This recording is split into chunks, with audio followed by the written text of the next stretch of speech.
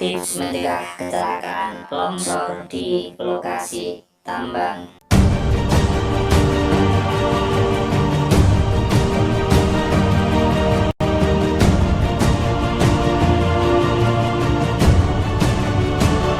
Bismillahirrahmanirrahim. Assalamualaikum warahmatullahi wabarakatuh.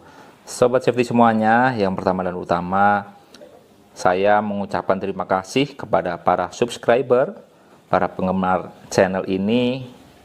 Ya, mudah-mudahan kita semuanya senantiasa sehat selalu dan aman bekerja setiap waktu. Tema kita, obsesi kali ini mengenai keselamatan bekerja di area rawan longsor. Ya. Perlu kita ketahui, bekerja di area dinding tebing, ya, dengan berbagai karakter cuaca dan medan kerja, maka bisa menimbulkan dampak yang merugikan, baik itu kaitannya dengan personil, kerusakan alat, ya, gangguan stop operasi, dan tentunya ini sangat berkorelasi dengan kelangsungan bisnis. Maka kita harus rancang, harus kelola dengan ikhtiar yang optimal dan kombinasi aspek spiritual agar bisa berjalan dengan aman sesuai dengan rencana dan memenuhi kaidah teknik penambangan berdasarkan keilmuan geoteknik. Nah, kalau kita lihat dari sudut pandang regulasi di Kepmen 1827 tahun 2018 dan petunjuk teknisnya di SK Dirjen Minerba nomor 185 tentang kaidah teknik penambangan yang baik dan SMKP Minerba, maka kita selaku insan tambang ataupun juga dunia industri wajib melakukan upaya agar bisa meminimalkan kerugian yang tidak kita harapkan. Ya. Kalau kita lihat dari sudut pandang faktor ekonomis, ya, kecelakaan yang ditimbulkan akibat longsor ini biayanya sangat mahal, ya. Bisnisnya, ya, dampak terhadap personil, properti, dan juga kalau saya coba pelajarin kadang sulitnya melakukan recovery termasuk juga evakuasi apabila terjadi di lokasi-lokasi yang rawan longsor, ya, dan stabilitasnya terganggu. Nah, saya akan mencoba memaparkan, ya, beberapa hal kasus-kasus kecelakaan. Ternyata cukup banyak faktor yang berkontribusi, ya. Dari faktor yang pertama adalah tindakan tidak aman atau perilaku, ya, terkait dengan penanganan stabilitas lereng ini. Antara lain, satu, dilakukannya undercutting. Yang kedua, penanganan gejala awal longsoran yang tidak tuntas, ya. Yang ketiga, berada di radius lokasi rawan longsor, ya, termasuk juga berdiri di lokasi yang tidak aman, ya. Kontribusi yang lain yaitu tidak dibuatnya JSA secara teknis, ya, tidak dipatuhinya prosedur di lokasi area rawan longsor, ya, serta kondisi tidak aman yang diketahui tidak dilakukan eskalasi ke level superior ataupun manajemen sehingga pencegahan secara sistematis dan komprehensif tidak dilakukan. Tentunya ini harus menjadi catatan khusus kita untuk melakukan pengendalian yang lebih baik lagi di tempat kita. Dari faktor kondisi tidak aman, ya, ini kita coba saya pelajarin dari berbagai jurnal, ya, di dalam negeri dan juga mancanegara yang berkontribusi terhadap kasus kecelakaan lokasi rawan longsor ini. Yang pertama adalah FK-nya di bawah standar, ya. Yang kedua, ada penyerta lain, faktornya lingkungan, yaitu misalkan tanahnya berlumpur, gitu, ya. Kemudian bekerja di bawah lokasi kolam lumpur, kemudian potensi bahaya yang ada tidak dikenali secara memadai dari faktor identifikasi awal, termasuk juga pengaruh faktor alam, stabilitas lereng, termasuk cuaca yang ekstrim. Ini adalah beberapa faktor kontribusi terkait dengan beberapa pengaruh dari aspek kondisi yang menyebabkan kejadian longsoran di berbagai belahan dunia, termasuk di tanah air untuk aspek penambangan. Ya. Dari sudut pandang faktor pekerjaan ini yang cukup kompleks ya. Ada beberapa hal critical item yang bisa saja terjadi menyumbang kecelakaan yang menyebabkan longsor ini. Yang pertama, tidak dilakukannya kajian geotek secara komprehensif. Ya. Kemudian desain yang ada tidak mendapatkan approval dari tim geotek. Ini tentunya dari sisi planning yang kurang matang. Ya. Yang ketiga yaitu tidak adanya monitoring lokasi rawan longsor, termasuk juga tidak tersedianya alat monitoring di lokasi pekerjaan yang rawan longsor, baik berupa manual ataupun secara penggunaan teknologi. Yang kelima yaitu kualitas inspeksi yang tidak memadai.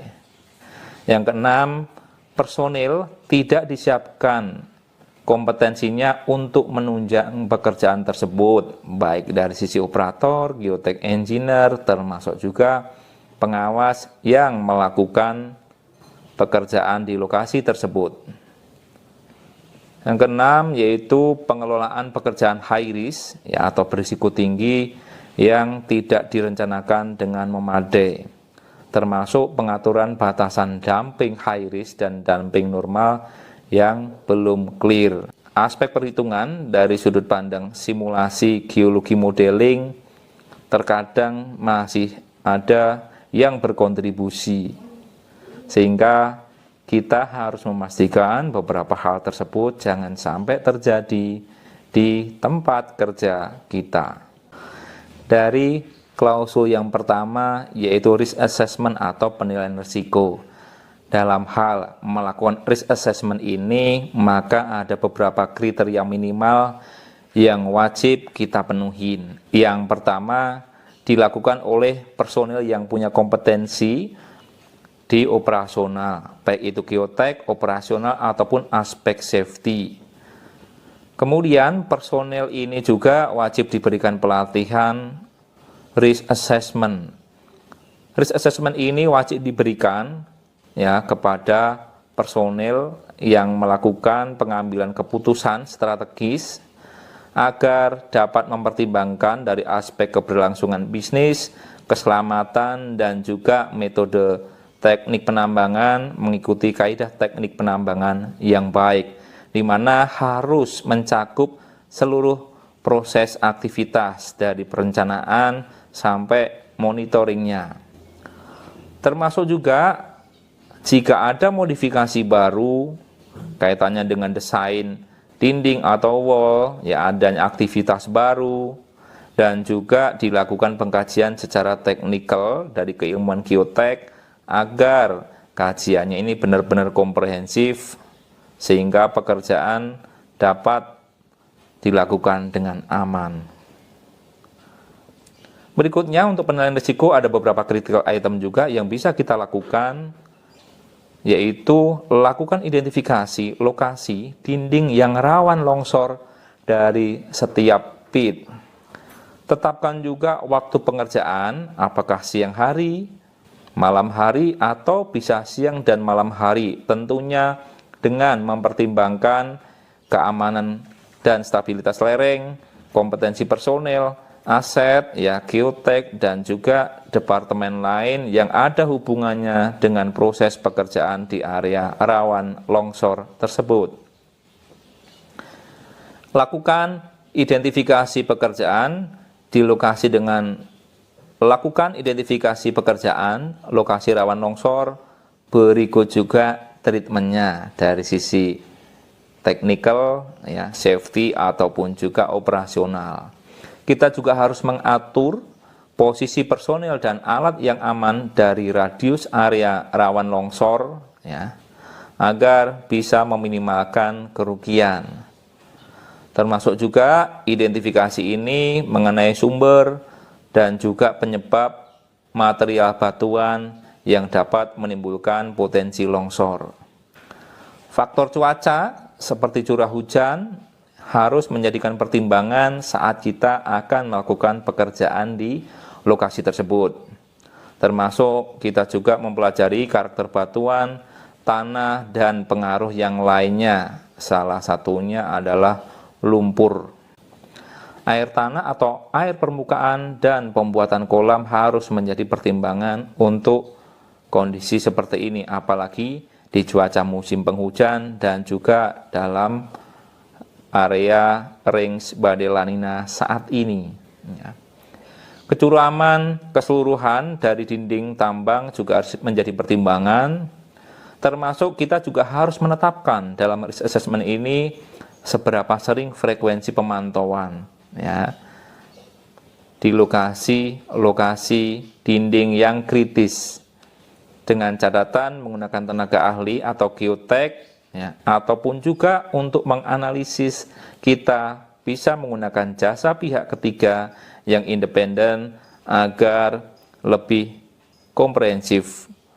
Tuangkan juga dalam asesmen lokasi dalam bentuk JSA secara spesifik dan teknis, sehingga metode teknik operasi alat, kemudian pemilihan alat, pengendaliannya tepat sesuai dengan risiko yang ada di lokasi tersebut.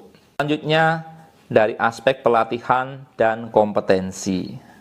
Maka kita selaku perusahaan dan manajemen yang sudah memiliki sistem yang komprehensif, maka harus menetapkan standar kompetensi minimum untuk pekerja yang bekerja di lokasi tersebut, baik itu geotek engineer, pengawas ya, termasuk juga operator, agar ditetapkan untuk mencegah terjadinya kegagalan proses ya. Pelatihan ini kita juga harus sesuaikan dalam training need analisis secara sistem dari sudut pandang aspek teknis ataupun keselamatan dan dimensi keilmuan geoteknik. Tentukan juga dengan jelas mengenai tugas dan tanggung jawab atau job deskripsi dari personel yang ditugaskan di sana dan batasan-batasannya. Ya. Personil kita bisa berikan identifikasi untuk siapa saja yang boleh bekerja di lokasi tersebut dengan beberapa catatan, contohnya mendapatkan pelatihan sesuai dengan training need analysis. Nah, lebih secara spesifik untuk kompetensi geotek engineer, maka harus diseleksi sesuai dengan keilmuan geotek, diberikan pelatihan yang cukup, job desk-nya yang jelas, kemudian melakukan interpretasi data dan analisis, serta melakukan monitoring dengan memberikan informasi yang valid dari waktu ke waktu kepada orang kunci yang terlibat dalam proses pekerjaan, penanganan lokasi ataupun di area yang rawan longsor. Yang ketiga yaitu mengenai komunikasi dan kesadaran. Tentunya untuk komunikasi dan kesadaran ada beberapa aspek yang wajib kita sampaikan kepada rekan-rekan.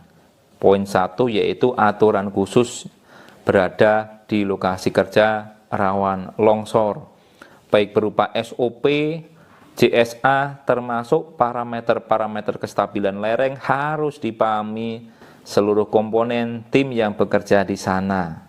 Ya, termasuk juga parameter visual gitu ya. Selanjutnya, untuk menunjang kelancaran pekerjaan, maka rekan-rekan yang bekerja di sana harus dilengkapi radio komunikasi untuk melakukan kontrol pekerjaan. Selanjutnya, dari sisi ilmu dimensi geotek tadi, hasil pemantauan ini harus dikomunikasikan secara masif kepada manajemen, pengawas, termasuk tim emergency response.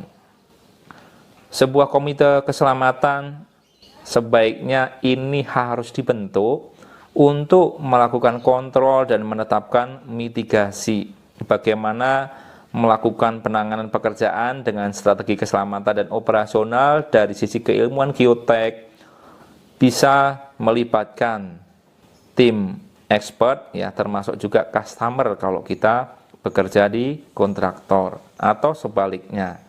Tujuannya adalah untuk menetapkan bagaimana rencana kerja ini dari aspek-aspek teknis operasional termasuk aspek legal agar tidak terjadi kegagalan. Tentunya apabila kita melakukan perubahan terhadap desain dinding, maka harus dilakukan change management dan dikomunikasikan kepada pihak lain yang terkait.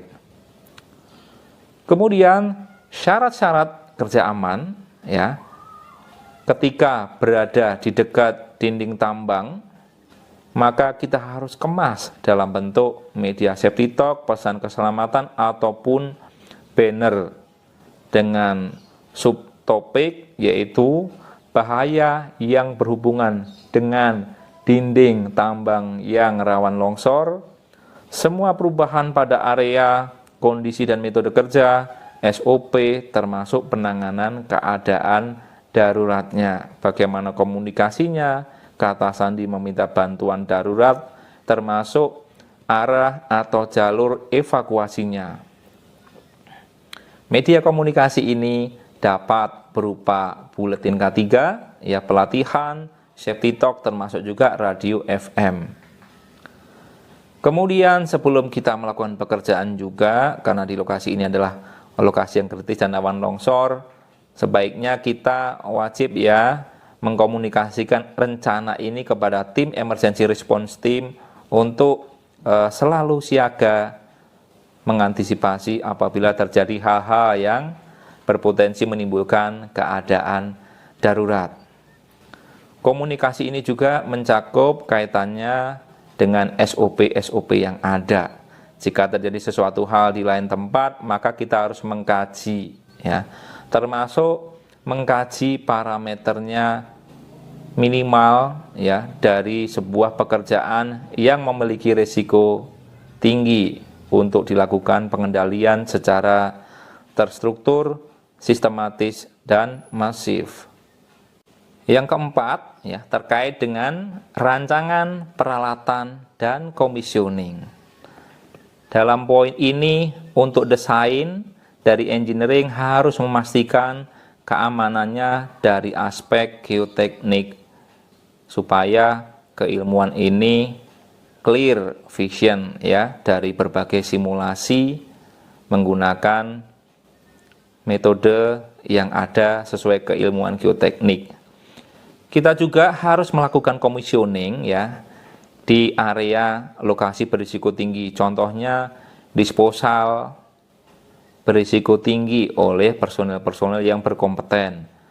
Lakukan juga commissioning alat berat, ya. Kemudian alat-alat yang bekerja di sana harus dalam kondisi prima, dilengkapi dengan FOPS atau Full Object Protective Structure. Ya.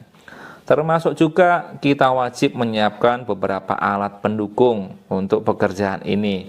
Beberapa contoh diantaranya dumping limiter, lampu penerangan tambang, misalkan untuk malam hari, ring buoy, sling, ya, kemudian laser pointer, pondok pengawas, termasuk juga tali pengukur sebagai panduan jarak aman.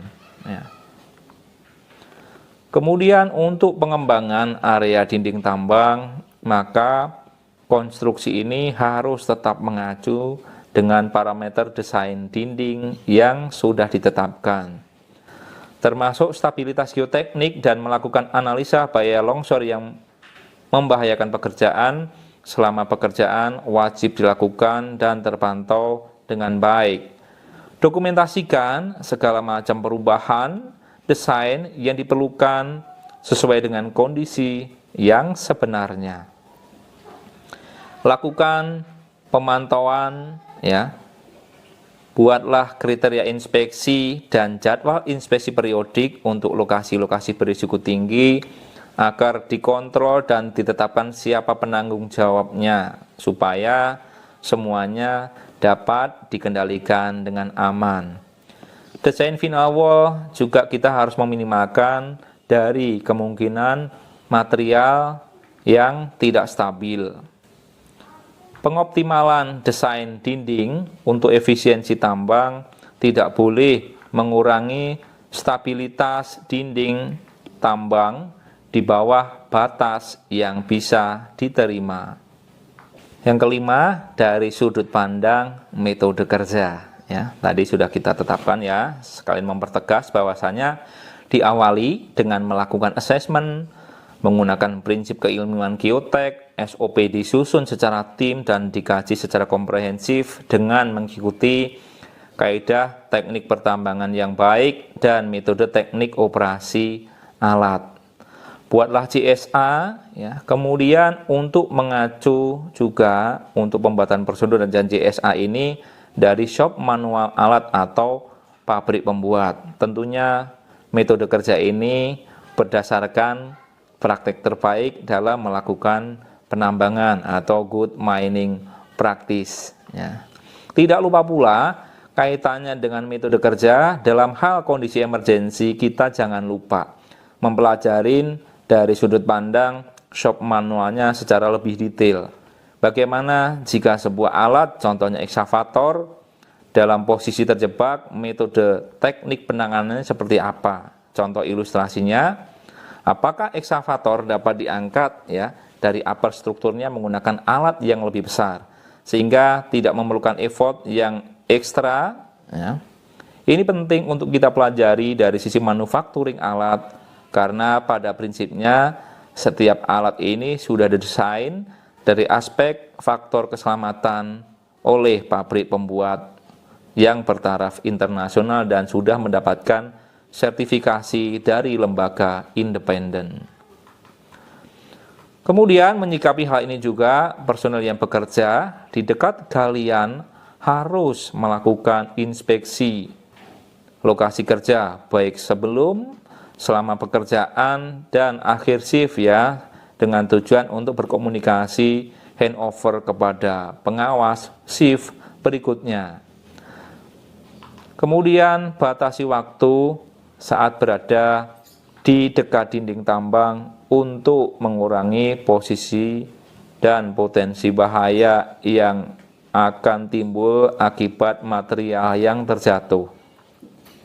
Pastikan juga untuk instalasi dan peralatan ukur atau aset jangan sampai tertinggal di lokasi dan tanpa dilakukan pengawasan.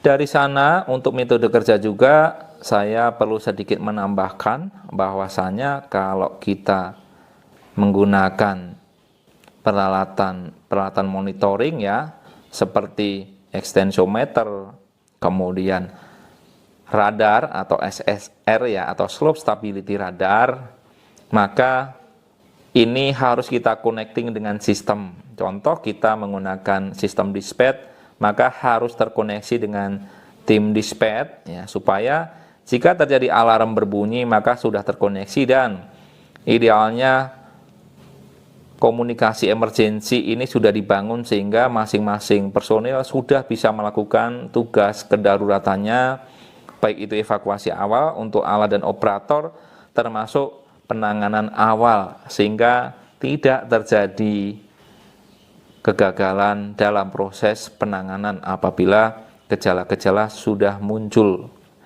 Ini penting ya agar kita lebih waspada. Yang keenam, dari sudut pandang pengendalian keadaan darurat. Dalam pekerjaan apapun, Sobat Safety tentunya dapat muncul keadaan darurat. Maka kita juga harus mempersiapkan ya, mengenai SOP emergency drill, termasuk juga buku panduan yang bisa secara umum dikenal dengan manual prosedur keadaan darurat. Kapan harus dilakukan drill emergency? Normatifnya secara umum per satu case 2 tahun ya. Tetapi untuk lokasi-lokasi rawan kritis kita dari best practice yang pernah saya ketahui dari jurnal-jurnal dan media-media informasi di pertambangan, kita bisa set up ya 3 bulan sekali ya. Kemudian pos emergensi dan kelengkapannya harus disiapkan untuk mendukung kelancaran operasi dari sisi tim emergency response yang harus mencakup shift pagi, shift siang, termasuk juga ya perlunya rescue volunteer dari setiap area kerja untuk mengantisipasi keadaan darurat yang harus diperhitungkan secara cermat.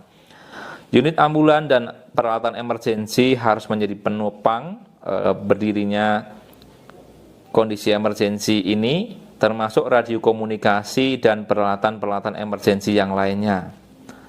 Krisis manajemen tim harus disusun oleh organisasi agar bisa menetapkan tindakan-tindakan yang cepat dan akurat, baik yang ada hubungannya dengan isu internal ataupun eksternal, untuk mengantisipasi sesuatu hal yang di luar kendali dengan cara yang tersistematis.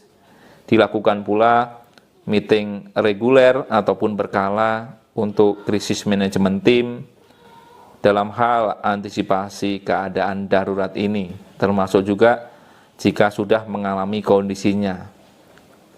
Yang ketujuh, kaitannya dengan pengawasan dan evaluasi. Tentunya pekerjaan ini sangat berisiko tinggi, sehingga kita harus tetapkan ya bagaimana cara mengawasi dan melakukan evaluasi. Beberapa perusahaan bertaraf internasional sudah memiliki standar khusus tentang keselamatan mengenai pengawasan dan evaluasi terhadap lokasi yang rawan longsor. Termasuk checklist inspeksi yang digunakan, baik itu di area front, disposal, atau area jalan dan jalur sudah ditetapkan. Handover antar pengawas juga harus menjadi komunikasi yang clear agar bisa mengatur strategi shift berikutnya sesuai dengan informasi dari job pending yang sudah disampaikan. Kemudian dari aspek pengawasan ini pastinya bisa menggunakan ya manual, alat ataupun secara teknologi. Kalau manual bisa menggunakan crack meter, kalau teknologi bisa SSR ya, kemudian robotic total station. Tentunya kita harus distribusikan hasil monitoringnya secara akurat dan periodik, termasuk statusnya aman atau tidak, evakuasi atau tidak. Ini sangat penting sekali. Ya. Kemudian inspeksi juga harus dilakukan oleh expertnya berupa geotech engineer. Inspeksi harus dilakukan oleh geotech engineer untuk memastikan hal ini bisa sesuai dengan parameter dan monitoring stabilitas lereng dari ketetapan waktu yang sudah disepakati di awal melakukan risk assessment. Dalam hal monitoring progres pekerjaan, maka stage plan yang dari awal sudah dibuat dan disepakati bersama harus dimonitor geotech engineer untuk memastikan kesesuaian progres pekerjaan dengan desain yang sudah ditetapkan agar sekuen tambang bisa terbentuk dengan optimal. Kita juga harus melakukan mitigasi berupa inspeksi di jalur air, di jalan dan jalur bis untuk kondisi-kondisi yang cukup ekstrim cuacanya. Sebagai contoh, sehabis hujan yang cukup deras atau hujan lebat. Kemudian kita juga harus memantau, ya, mendesain juga ya kecukupan SAM. Ini harus didesain merujuk pada data dari BMG dan analisis situasi di lokasi tambang kita agar mencegah terjadinya luapan. Pengawasan secara summary bisa menggunakan inspeksi, observasi, termasuk juga audit untuk memastikan efektivitas sistem keselamatan kerja dan implementasi di lapangan. Untuk menjalankan hal-hal tersebut, maka ada beberapa kunci yang harus dilengkapi oleh organisasi. Antara lain, yang pertama adalah manajemen support, yang kedua perencanaan yang baik, eksekusi dan pengawasan yang baik, kedewasaan berpikir, mengambil keputusan, ya, pengawasan yang memadai dan komprehensif, keterlibatan semua personil, ketegasan bertindak, termasuk ownership responsibility dari aspek keselamatan. Ini harus jadi prinsip utama yang harus dideliver dalam setiap organisasi. Dilakukan secara konsisten dan dibekali dengan pengetahuan yang memadai dengan kombinasi 4 critical item, yaitu aspek spiritual, profesionalisme dalam menjalankan tugas kerja, penggunaan teknologi yang smart untuk efektivitas pengawasan, dan juga melakukan improvement dengan terlebih dahulu melakukan assessment supaya sesuai dengan keilmuan geotek untuk memastikan stabilitas lokasi kerja ini dengan baik. Demikian paparan dari saya, mudah-mudahan bisa memberikan energi positif untuk kita lebih baik lagi mengelola keselamatan yang ada hubungannya dengan keselamatan dinding tebing. Keep safety, work safely. Assalamualaikum warahmatullahi wabarakatuh.